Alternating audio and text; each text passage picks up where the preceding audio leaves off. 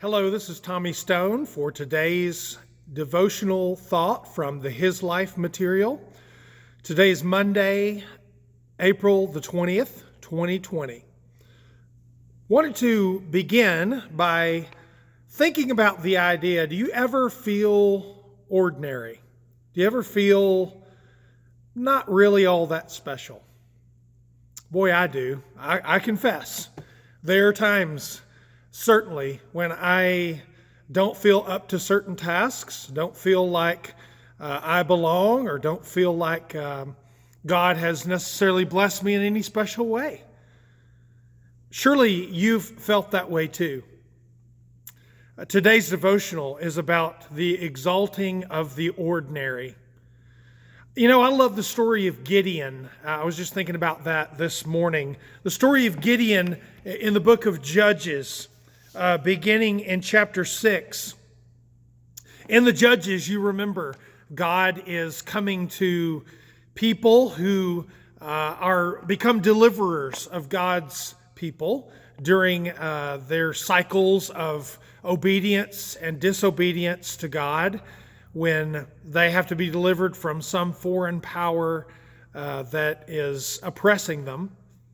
God calls people to lead. And when he came to Gideon, he said, the angel of the Lord said, the messenger of the Lord said, verse 12 of Judges chapter 6, "The Lord is with you, mighty warrior." Well, upon hearing that, the judge-to-be wanted to know, if that's true, then why has the Lord abandoned us? Why are we struggling and suffering like this? And then the Lord said, "Go in the strength you have and save Israel out of Midian's hand. Am I not sending you?" But then Gideon replies, "Pardon me, Lord, but how can I save Israel? My clan is the weakest in Manasseh, and I am the least in my family." The Lord answered, "I will be with you." So the Lord saw something in Gideon from the beginning. Even though Gideon is trying to bargain and reason with the Lord that he's not the one to choose.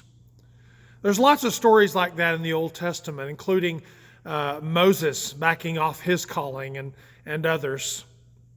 So it's no surprise that you begin to read a prediction about the coming Messiah in Isaiah 53 that says, "He was despised and rejected by mankind, a man of suffering and familiar with pain." But right before that, he says, "He grew up before him like a tender shoot, like a root out of dry ground. He had no beauty or majesty to attract us to him, nothing in his appearance that we should desire him."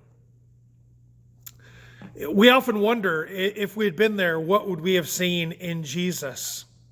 There certainly was something about his message that was attractive. But if Jesus had been caught up in the whole idea of the possibility of any glory coming out of the ordinary, then we would surely have been in trouble. So we come to the reading for today in the devotional thoughts, 1 Corinthians chapter 1. And in the midst of a culture that exalted the rich, the attractive, the powerful, much like the culture we live in today, Paul says, "Brothers and sisters," 1 Corinthians chapter 1, verse 20 and 26, "think of what you were when you were called. Not many of you were wise by human standards. Not many of you were influential. Not many were of noble birth. But God chose the foolish things of the world to shame the wise. God chose the weak things of the world to shame the strong. God chose the lowly things of this world and the despised things and the things that are not to nullify the things that are, so that no one may boast before him. It is because of him that you are in Christ Jesus, who has become for us wisdom from God, that is our righteousness, holiness, and redemption. Then he says, as it is written, therefore let the one who boasts boast in the Lord. Paul's saying, listen, I understand if you feel ordinary. God is in the business of calling glory into the ordinary, for allowing people that he calls to experience the extraordinary by working through and in him, even when we feel not up to the task. Like Gideon, we need to understand that if God calls us, that he'll be with us. That it's his power that's most important, and not whether or not I have any power or even necessarily skill in a certain area. I need to be available. That's the main criteria for use in God's kingdom.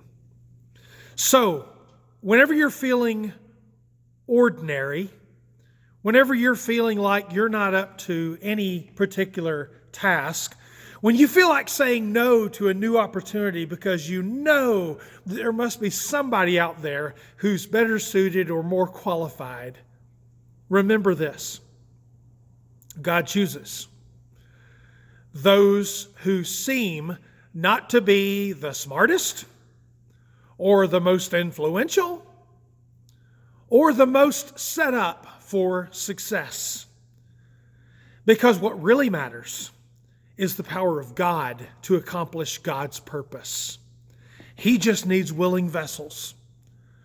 So today, will you be one of those ordinary servants that's available to God, willing to be used for his glory?